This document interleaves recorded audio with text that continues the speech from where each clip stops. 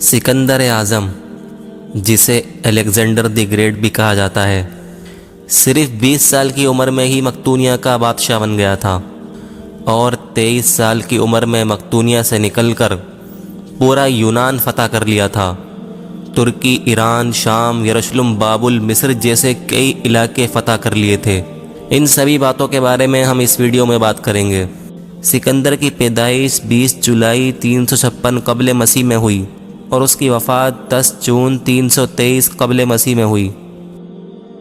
दोस्तों, वैसे तो सिकंदर सिर्फ 20 साल की उम्र में बादशाह बन गया था, लेकिन सिर्फ 33 साल की उम्र में ही उसकी मौत हो गई थी। सिकंदर यानी अलेक्जेंडर द ग्रेट की शुरुआती ज़िंदगी की बात की जाए तो जब उसके बाप फिलिप की मौत हुई तो उस वक्त सिकंदर की उम्र सिर्फ 20 साल की थी।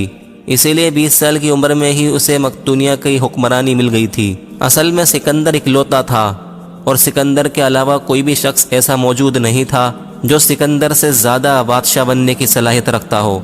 सिकंदर के बादशाह बनते ही उसने ऐसे लोगों को भी कत्ल करवा दिया था जिन लोगों से उसकी हुकूमत को ख़तरा हुआ करता था।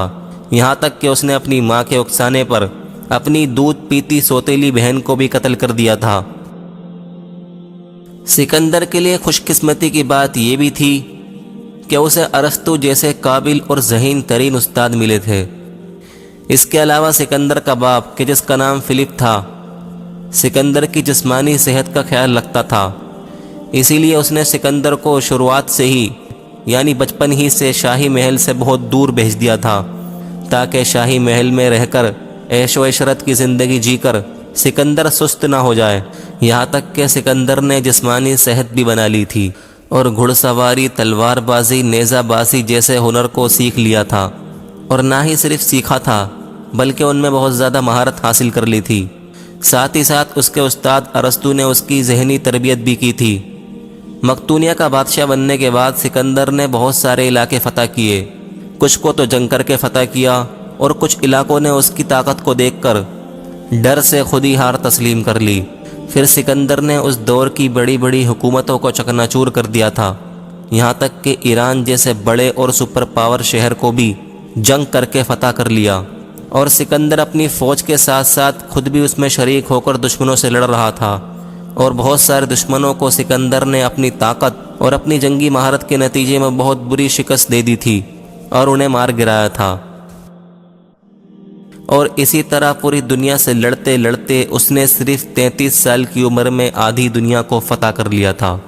लेकिन इतनी महारत के बाद और आधी दुनिया को फ़तह करने के बाद जब सिर्फ 33 साल की उम्र में उसे एक ऐसी भयंकर बीमारी लग गई थी जिसकी वजह से इंसान की बॉडी काम करना बंद कर देती है।